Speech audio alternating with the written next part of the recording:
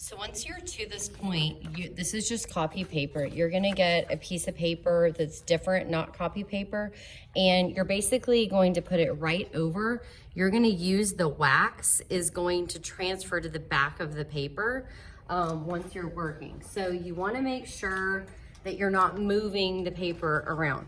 So I'm gonna put it on top of my paper, and then the only thing that I'm gonna do is make lines across my paper. So I just wanna think about all kinds of different lines that I could make. So for me, sometimes it's easier if I make like straight lines, and then in between the straight lines, I add different kinds of lines. And then once you're actually doing those different kind of lines, you can also add different patterns inside the areas. So for example, like with the zigzag line, I can go back in and I can add other lines to my lines, right? And then on the opposite, like on the negative space behind it, I can always switch the directions of the lines. So this is all about how you use line in different ways. And if you do it the right way, notice I'm always holding my paper down with my other hand. And I don't want to pick it up until I'm done, which, you know, is a little hard to know that there's something going to the opposite side. Now, obviously, like I'm pushing down with my pencil, but you shouldn't need to push that hard.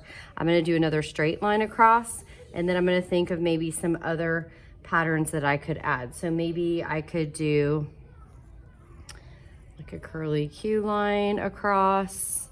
Again, I'm pushing down as with, you know, I push down with pencil anyway, so it really shouldn't be that big of a deal. And I'm gonna go across, and then I can always come in and I can add, you know, little line patterns in between those areas. And obviously, like sometimes when you use line, it also turns into shape. And you just keep going until you get to the bottom. The point is you want to try to think of as many different lines in a pattern as you can. So again, if it's, you know, doing some straight lines close together or farther apart to give you some space, and then you can come in and think of the different patterns that you could use. That's what your goal is. Now, once you're done and you've gone all the way down, when you pick up your paper, it should have transferred to the back of your paper with your lines back there. And it should, depending on what colors you used for your oil pastel, it'll pick it up on the opposite side. But notice I picked it up and I held it down the entire time, okay? So then I can put it back down and I can keep going. So you can kind of peek and make sure you're doing a good job, but you don't want to pick it up completely. I would just pull up a corner like that, okay? And then if you end up finishing this and you are interested, maybe, sorry, I didn't mean to hit that.